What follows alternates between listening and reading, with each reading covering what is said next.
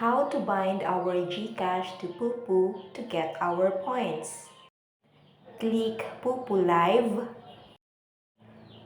Kailangan muna natin makaabot ng 100,000 points bago natin makuha ang ating points as cash to our GCash. Click lang natin ang points. Then, withdraw now. Click.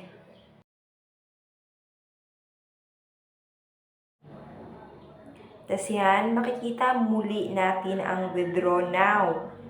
Then, click ulit natin.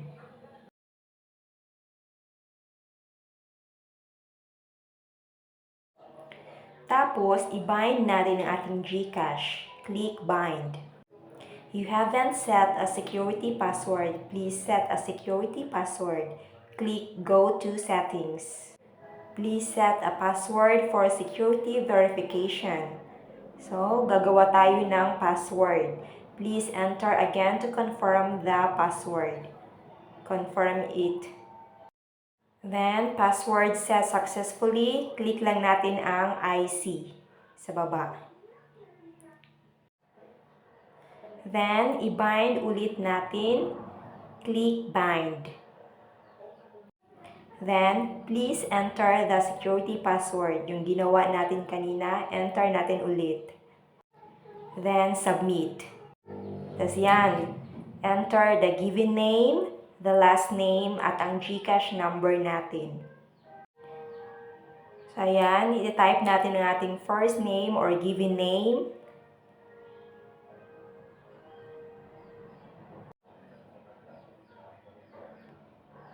Then, yung last name or surname natin. At yung account information or yung GCash number natin. Make sure na ilalagay ang number ng tama at make sure na ang GCash number is valid. At tama ang mga information. And then, pagkatapos, click submit sa baba.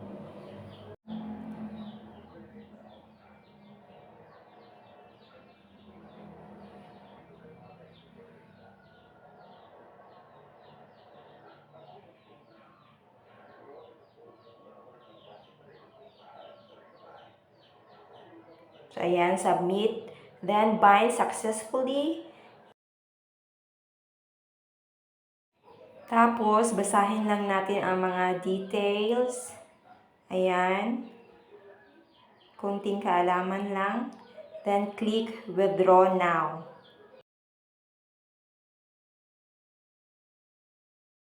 And then, click confirm sa baba, sa right side. Then, click again, confirm. Then, please enter the security password, yung kaninang ginawa natin. And then, click withdraw now. Again. Then, open lang natin ang arrival notice. You have initiated the withdrawal request and the system is reviewing it. So, click natin ang check for details sa baba. Yan. And then, so yan na ang details. I-check lang kung tama.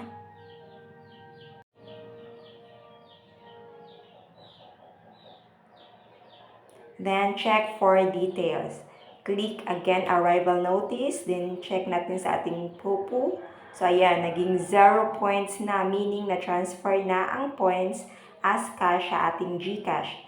Click natin ang ating GCash to check. So, ang laman nating GCash ay 55.64 only. So, hindi pa pumasok. So, antayin natin kaunti. So, ayan, arrival notice. Click. So, ayan, pumasok na siya. You have received money in GCash. You have received 542.30 of GCash from NetBank, blah, blah, blah. So, meaning, legit na legit ang Pupu. Pumasok siya sa aking GCash. So, ayan, from 55, naging 597 na ang laman ng ating GCash. So, ayan, legit siya, guys. So, go, go, go! Ayan, nag-notice siya, your withdrawal has been issued. O, nakita naman natin kanina. So, confirmed.